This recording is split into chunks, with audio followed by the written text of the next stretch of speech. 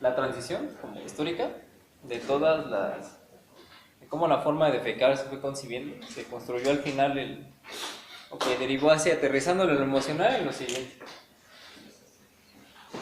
Bueno, y esto es emoción, ¿sí?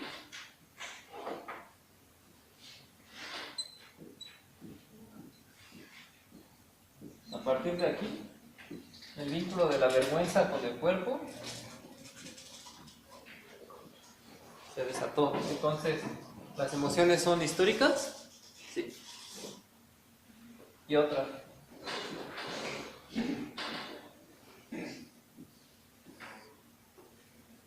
¿Antes existía? No. La gente iba y cagaba donde fuera sin preocupación. Después ya no. Quizá otras cosas significaban todo. Ajá, sí, sí, sí. Quién sabe, como así de burdo, ¿no? O sea, como que les daba pudor cagar en las escaleras. No, no, no, sí, sí, sí, sí, claro. Pero esa vergüenza que concebimos ahorita con el cuerpo, el pudor, esa es otra. La modernidad construyó la separación entre lo público y lo privado. Sí. Bueno, eso que vimos es esta idea, pero aterrizada en el cuerpo. Como el cuerpo se construyó como privado. Y ayudó el proceso de defecar ayudó. No hay. O sea, como... Ay, podemos complementar a Foucault ahí. Y entonces, la primera forma de separación de una sociedad a un lugar cerrado no es el hospital, es el baño. Vamos a discutir eso, ¿no? No, no creo, porque fue en la Edad Media lo del hospital. Bueno, Ajá, fue antes. Pero miren, o sea, pero es que es diferente, ¿no? sí, pero es la idea de separarse. Privado, cuando yo todavía era un área con todos los que No, no todos caían en el hospital. ¿No? Ahorita, por ejemplo, no todos caen en la cárcel. Es como... Pero la modernidad separa, o sea, eso sí, sí es cierto. En el baño otra vez. ¿No? Pero bueno, el punto es que vergüenza y pudor se construyeron como dos emociones fuertes de la modernidad. En el lenguaje, ¿cómo lo identificamos? Ya que hagan las entrevistas, cuando la gente baja el tono y está hablando así, y de repente les da pena, ¿no? Porque tienen vergüenza y pudor. Así, de práctico, en el lenguaje así se ubica. Vamos a ver qué más.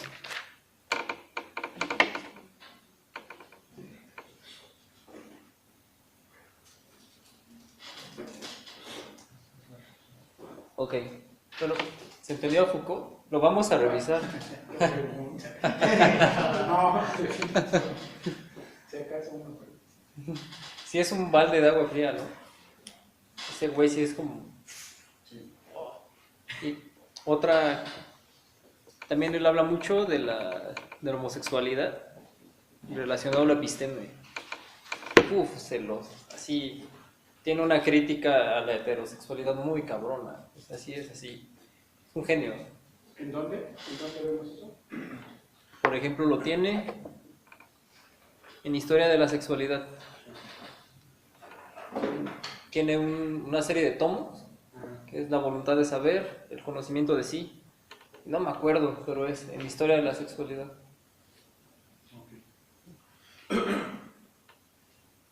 A ver. De él vamos a leer el orden del discurso. Y esa noción de discurso puede complementar la noción del discurso retórico. Y ahí nos complementaría como diseñadores, pero con procesos sociales y culturales. Que sería muy cabrón. O sea, si ahorita estamos, no sé, como ya, así como de, ay, güey, el diseño está inmiscuido en procesos sociales, como que la noción de diseño cambia, ¿no? Como que piensas distinto el diseño, es como, ay, ok, ¿cómo yo reproduzco la episteme? O cómo la episteme me reproduce a través de mi práctica, ¿no? A ver. A ver, bueno.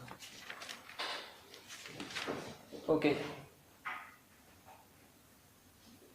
estos son los antecedentes de la perspectiva del discurso, de la perspectiva discursiva. Giro lingüístico, el segundo Wittgenstein, Foucault y su noción de discurso, la etnometodología, que había otro, y ya, ¿no? Pero son muy densos, ¿no? Son datos muy densos. Pero sí se ve la relación, como en todos hay como un eje articulador de que el lenguaje construye realidad. O sea, no solo la representa, porque la realidad, desde Foucault, es una cuestión, es un discurso, ¿no? Para decir que no se accede a ella, ¿no? Y por ejemplo, la Edad Media, ¿no? La realidad es de Dios, es divina. Está el eje, ¿no? Que no te va a permitir acceder a la realidad, porque solo a través de Dios se va a conocer. O en la modernidad, la realidad la descubre la ciencia, ¿no? Entonces, siempre como que este es un eje que agarra el poder, ¿no? Y lo tiene guardado para sí. Bueno, pues esta noción lo tumba, ¿no? Es que creen las clases populares construyen realidad, con su lenguaje, ¿no? El mecánico construye realidad, ¿no? El chofer de microbús construye realidad. Ok. Esto nos va a llevar a la perspectiva discursiva, es como una postura epistemológica del lenguaje, que toma como eje esto: el lenguaje construye realidad, y esto lo lleva, esta es como una perspectiva que se la llevan distintas disciplinas, y una de ellas es la psicología social. ¿Puedo borrar esto?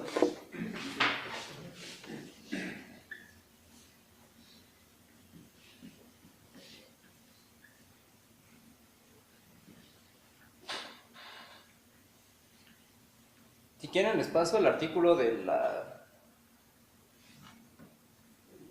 esto, de la identificación del retrete, se los comparto por Facebook, ¿no? A ver qué les parece. Dijiste el lenguaje construye la realidad. Sí. Dijiste, no solamente la representa. Sí, no. O sea, están los dos.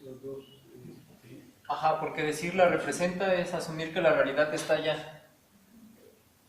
Pero cuando dices no solamente, quiere decir que sí la representa y la construye. La representa, pero es que, a ver, cómo podemos no vincular estos dos? Es que si la representa, quiere decir que la realidad está lejos. Ajá. Ok, si la representa, pero no solo eso, sino que la construye.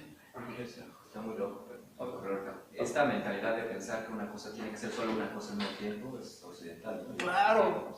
Sí. Puede ser otras cosas también. Ajá. Y eso es otro paradigma. Eso lo explica Durkheim. Está bien chida la explicación que da. Eso que dices, ahorita lo pongo.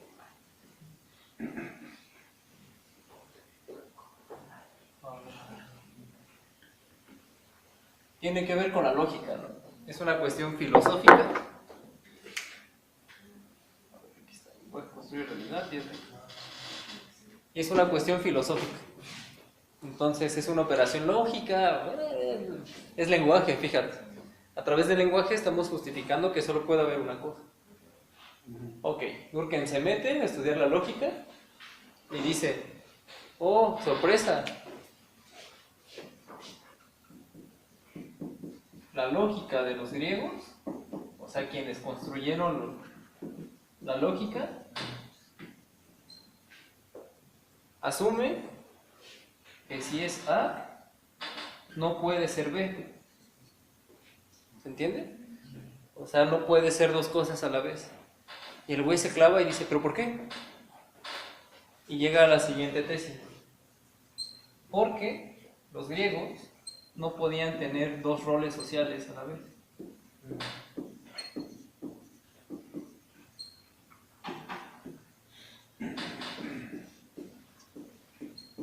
¿Y esto qué tiene que ver?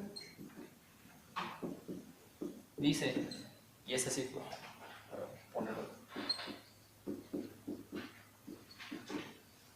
es un madrazo para la ciencia, ¿sí? Desde la sociología de la ciencia es como... Dice, los griegos no podían tener dos roles sociales a la vez. Entonces, la lógica, esta lógica, la forma de producir conocimiento, se articula, digamos, como analogía a las relaciones sociales. Por ejemplo, este güey está aquí y es filósofo, ¿no? Entonces, si es filósofo,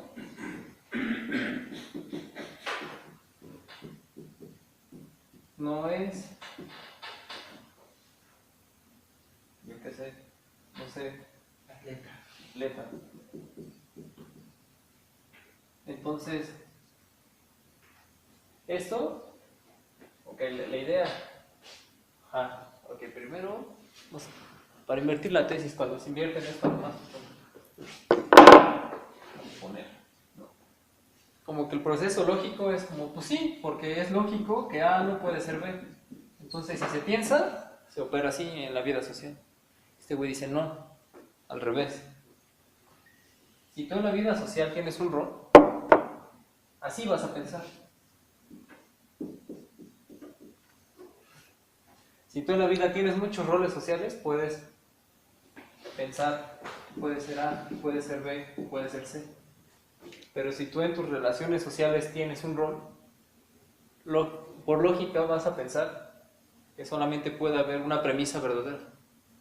Entonces son las relaciones sociales las que determinan la forma de pensar. ¿Sí se entiende? Es como Lenkov y Johnson, otra vez. O sea, estos güeyes están... No lo mental estructura esto, sino eso nos estructura a nosotros. Y este es señor. Entonces es una crítica. Y él lo ubica así históricamente y dice, sí, no podemos concebir dos cosas desde la lógica griega, pero porque los griegos no podían tener dos roles sociales. Entonces desde ahí estructuraron su lógica. Es como los dioses, hablando de esto, ¿no? Es como, a ver, hay dos dioses, ¿no? Sol y Luna. Entonces, como hay dos dioses, hay dos formas de dividir a los hombres y a las mujeres, ¿no? O hay dos aldeas, ¿no? en una comunidad. La de hombres, disculpen los estereotipos gráficos, mujeres, ¿no? Y este güey dice, no, es al revés. Gracias a que hay hombres y mujeres separados, se pueden concebir dos dioses separados. O sea, la vida social es la que fundamenta el orden mítico y no viceversa. Este es este güey. Lo gira. El fundamento de lo mítico y de la idea de los dioses. Por ejemplo, si aquí hay 4 aldeas, van a tener 4 dioses.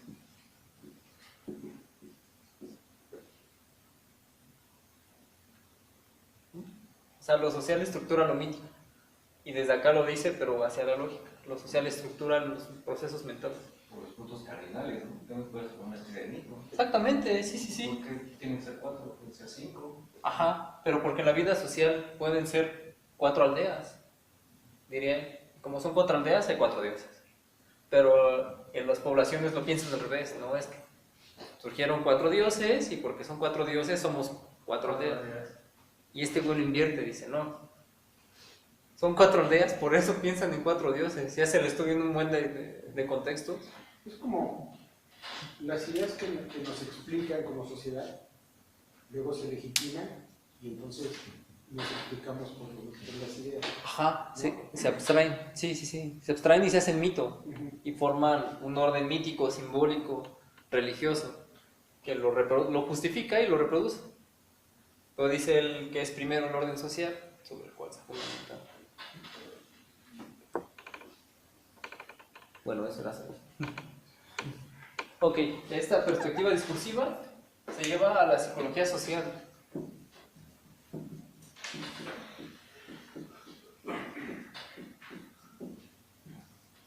¿Qué va a decir?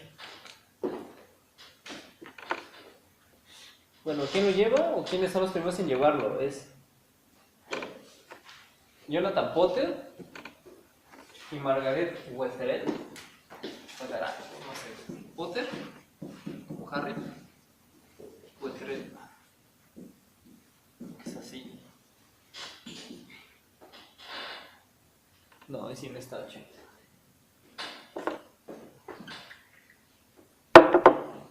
Ya entrando en materia, ¿no? Potter y Wetherell. Los vamos a leer.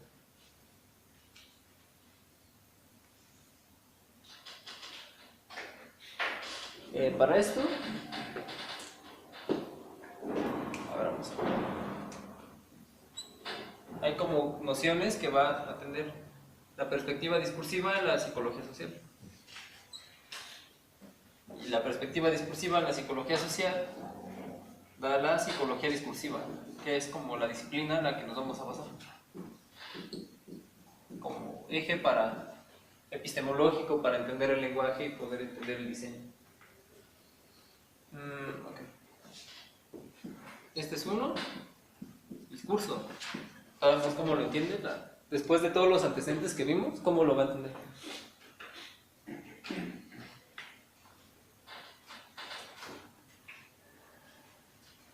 Ok, la psicología discursiva, bueno, este párrafo lo denuncia bien, dice: los psicólogos, psicólogas discursivos, son psicólogos sociales que esperan ganar en comprensión de la vida social y la interacción social a través del estudio de la realidad social, considerada como un texto.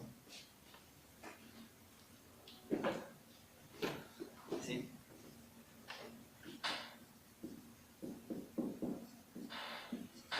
Para ellos la realidad social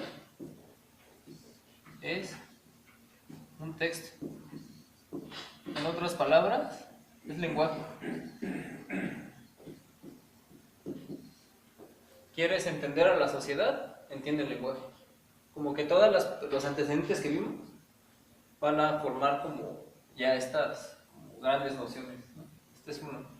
¿Qué estudia la psicología discursiva? La realidad social entendida como texto, como lenguaje. ¿Quieres entender un contexto social? Entiendes su lenguaje. Ya después vemos cómo llevarlo al diseño.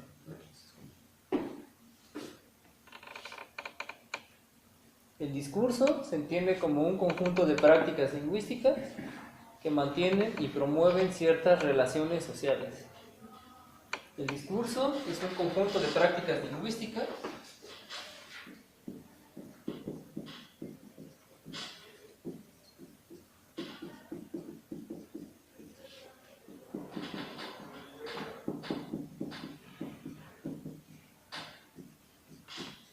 que mantienen y promueven ciertas relaciones sociales.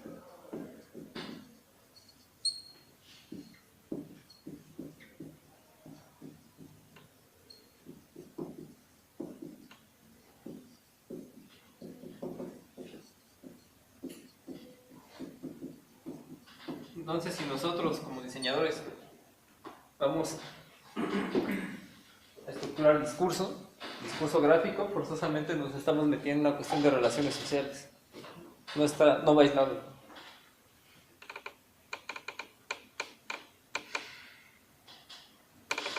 Okay.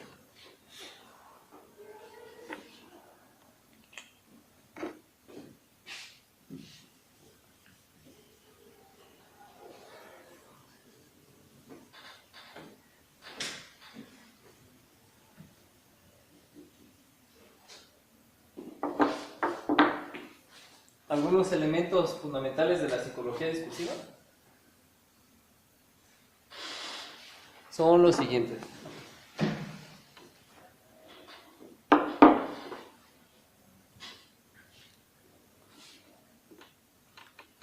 Primero, va a considerar que el habla es construida por los actores y actrices sociales.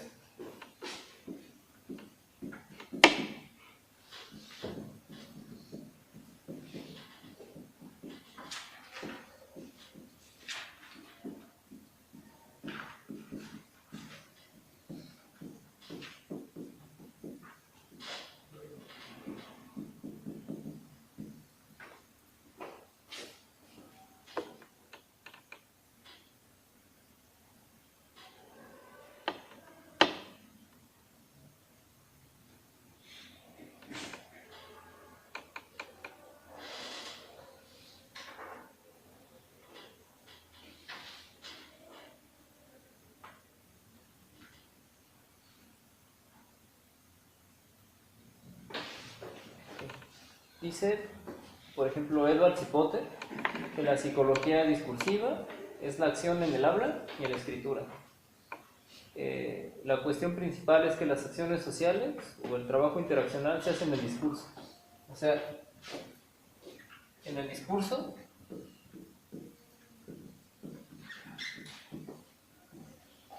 se ve la interacción social.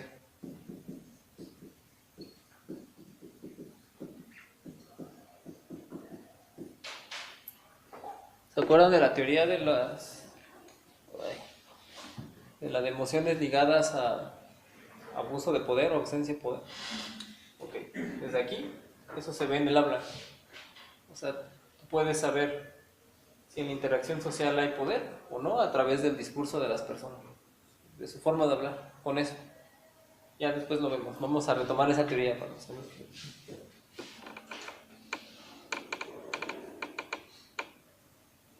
Ok, las construcciones discursivas, más que expresiones de estados cognitivos subyacentes de los hablantes, o sea que los hablantes no tienen una cognición por la cual empiezan, ¿no? Como lo que vimos un poco la clase pasada, aquí lo invierte. Dice que no es así, dice que no se examinan los hablantes, ¿no? Con su cognición previa. Dice más bien que sus construcciones discursivas se sitúan en una relación social, no en su cognición.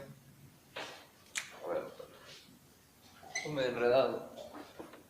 A ver. Construcciones discursivas.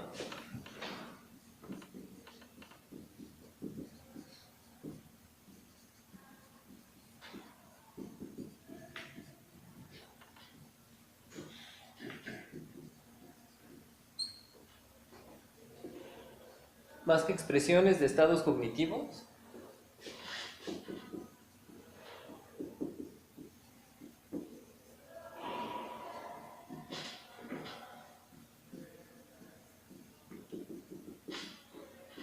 subyacentes en los hablantes,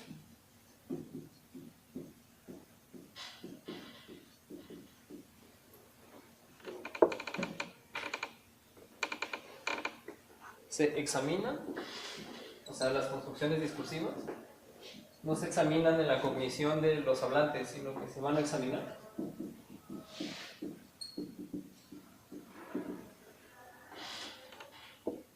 en el contexto de su ocurrencia, como construcciones situadas y ocasionadas.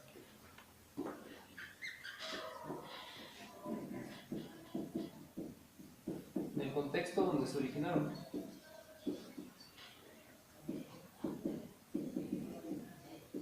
Y queda esto como claro. O sea, no se va a examinar a la cognición del hablante, así.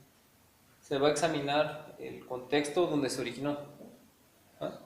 Como el contexto y el momento, el lugar, por así decirlo, Ajá. en el que se hizo esa construcción. El lugar construye el lenguaje, más no el hablante, Okay.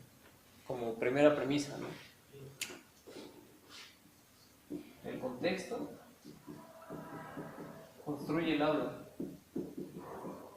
construye, vamos a poner el discurso, entendido como acá, no el hablante. El hablante no es dueño de su discurso. Salud. El discurso es social, lo repite, lo cita.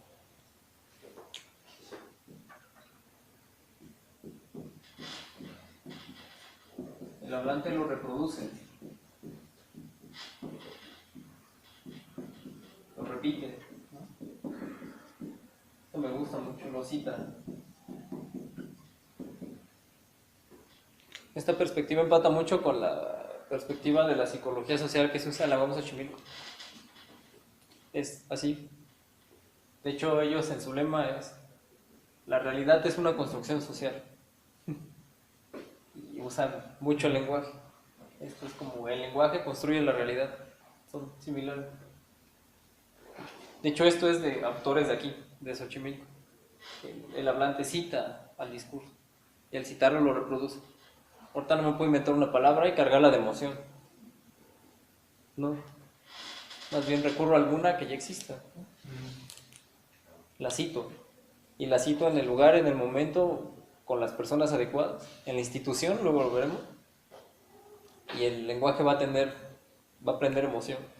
Creo que también entonces el lenguaje y lo que cita en la persona también habla del contexto de esa persona, ¿no? O sea, todo el discurso, el discurso que construya, o sea, porque puedes tener, o sea, 1000 cosas que citar, pero tú solo puedes citar 10 de esas. ¿Y cuáles citas? Habla mucho también como de tu construcción como individuo, por así decirlo. Ajá, como sujeto. Como sería sujeto. Sí. ¿Cuál es la diferencia entre individuo y sujeto? Vamos a...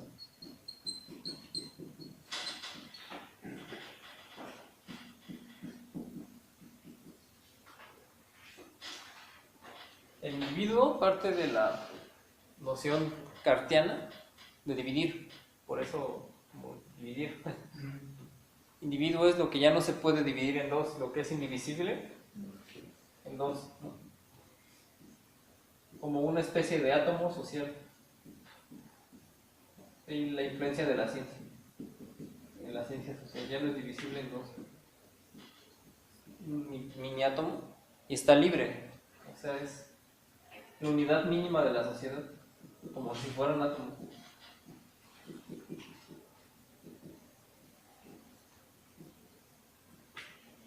Y la noción de individuo se emparenta con la filosofía de la Ilustración.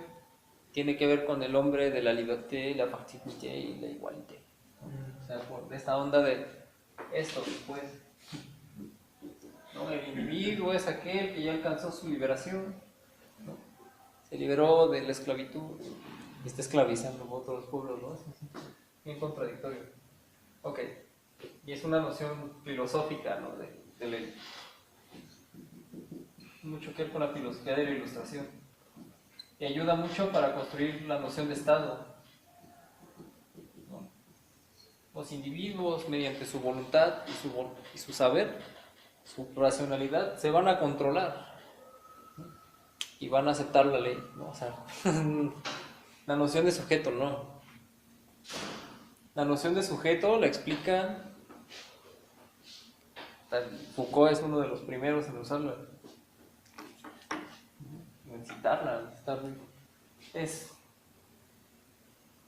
como sujeto, como si... sí, sujeto, de sujetar. La metáfora es está sujetado, no estás libre. Número uno. ¿Por qué? Sujeto está sujetado por una trama.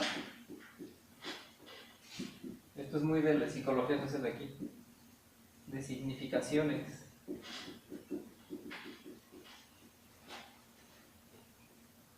De la sociedad. Antes de nacer ya tienes nombre, ¿cómo ves? Ya te sujetaron. No eres libre. Antes de nacer ya tienes ropa y es azul, y igual rosa, o sea, ya te sujetó. Sí, es la metáfora. Entonces es una noción de una sociedad que te sujeta y esta es como la sociedad, sí, burdamente, sus interacciones, ¿no? Y la sociedad se mete en la psique del sujeto y la lleva. Entonces cada sujeto reproduce la sociedad porque está sujeto de ella. Y dicen que los sujetos que no son sujetados por la sociedad son esquizofrénicos. No están sujetados por la episteme, tienen otro episteme, ¿no? Entonces, como estamos diciendo que hay un contexto, ¿no? En donde se produce el lenguaje, el contexto sujeta a los sujetos y los sujetos reproducen el contexto mediante su lenguaje. Por eso más pertinente la categoría de sujeto que individuo.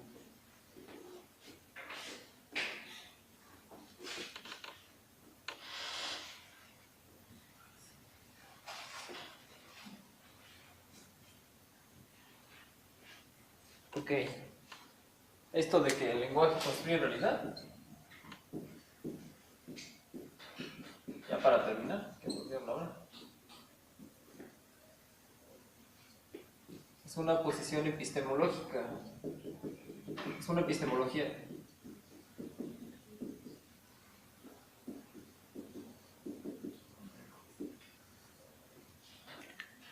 Y detrás de todas la epistemología de la construcción de la realidad está que la realidad no es fija, que se construye, o sea que no es natural, sino que es social. Y se construye socialmente, históricamente, por lo tanto es cambiante.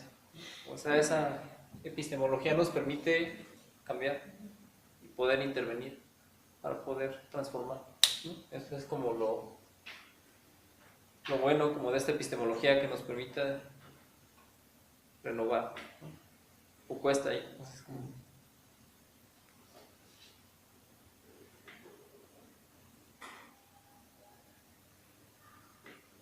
dice, la noción de construcción es adecuada por 3 razones. Primero, que el discurso se fabrica a partir de recursos lingüísticos preexistentes con características propias. Segundo, nos recuerda que entre los muchos recursos lingüísticos disponibles, algunos se utilizarán y otros no. No siempre todos son pertinentes. Y por último, la noción de construcción enfatiza que el discurso está orientado hacia la acción. Así, eso es como lo que nos podemos llevar por último.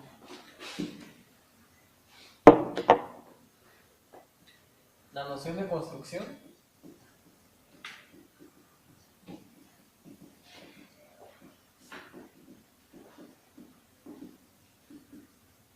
está orientada hacia la acción. Y nos faltó un antecedente que se me fue citar por ahí. No lo abarqué. Y este viene de Austin, de John Austin. Él viene de la lingüística y a grandes rasgos lo que dice es que el lenguaje no solo dice cosas, sino que hace cosas.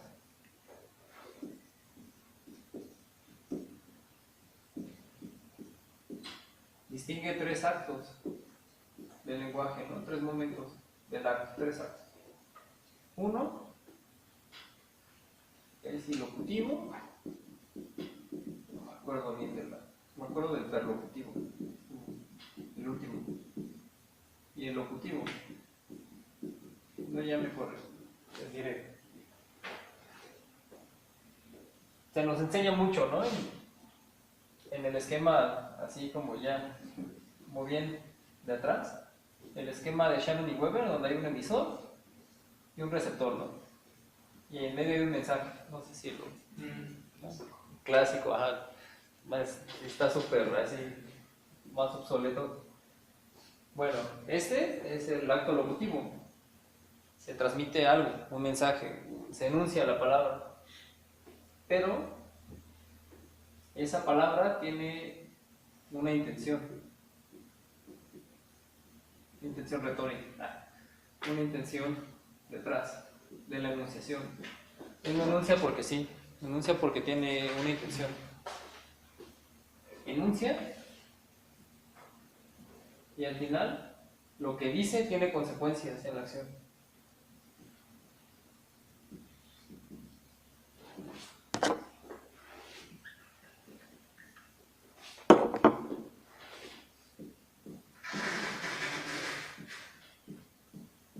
Lo que enuncia produce acción y consecuencias después de la enunciación. O sea, no basta con que yo ahorita, por ejemplo, cuando alguien da una amenaza,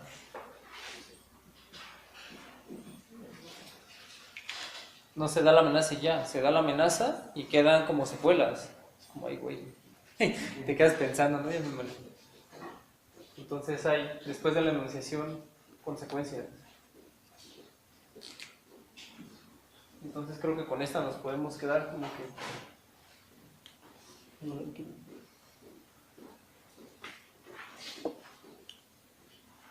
que la noción de construcción está orientada a la acción. No va a reposar en la reflexión nada más, ¿no? Y pues bueno, si se quedan con esto,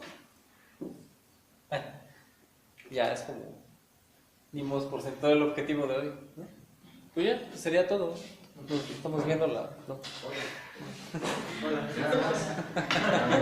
Hola.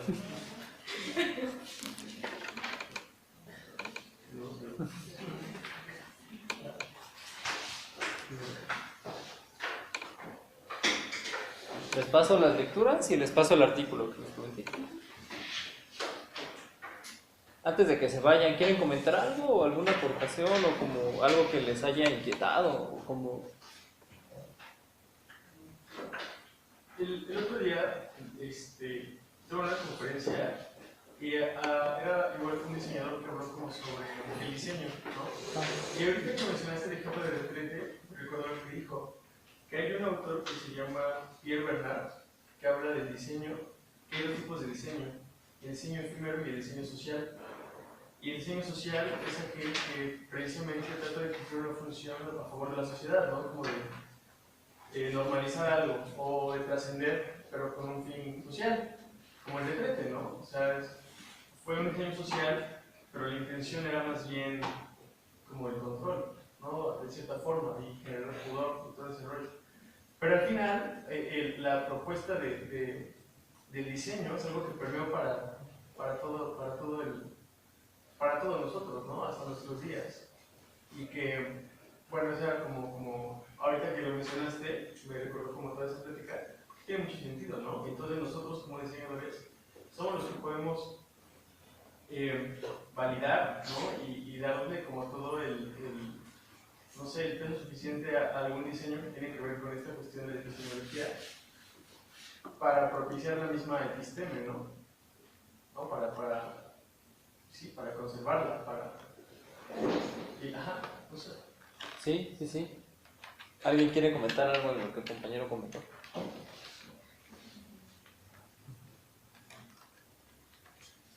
¿No? Sí, claro. Es como... Ahí sería como el diseño como lo social y habría que como complementarlo. ¿Está manteniendo la episteme o quiere cambiarla? O sea, como que habría que agregarle unas categorías más, a ver, ¿no? Estaría chido, ¿no? Como... Igual el diseño efímero reproduce el episteme.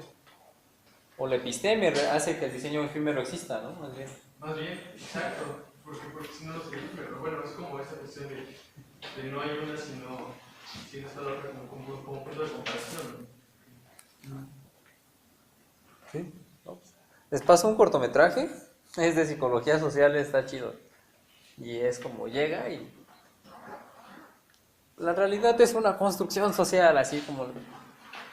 Está chido y es una actuación muy buena y al final está bueno, se los paso para que lo revisen. Les debo eso. No spoilers. Está muy chido. Daba para una serie, pero fue un corto y ya. Hay una plática de Franz Mayer, algo así, está bien raro su nombre, es de aquí, y habla de la palabra. Es todo este lío, es como una postura epistemológica fuerte que se puede aportar al diseño, que nos da la posibilidad de que el diseño construya realidad, no solo represente. Y ahí hay una postura incluso política. Es como... Les paso esa, el artículo del retrete y las lecturas. O la lectura, por ejemplo, esta fue una, nos fue la clase y no la acabamos. Pues bueno, pues gracias, nos estamos viendo a la otra. Gracias. ¿De qué? Sí.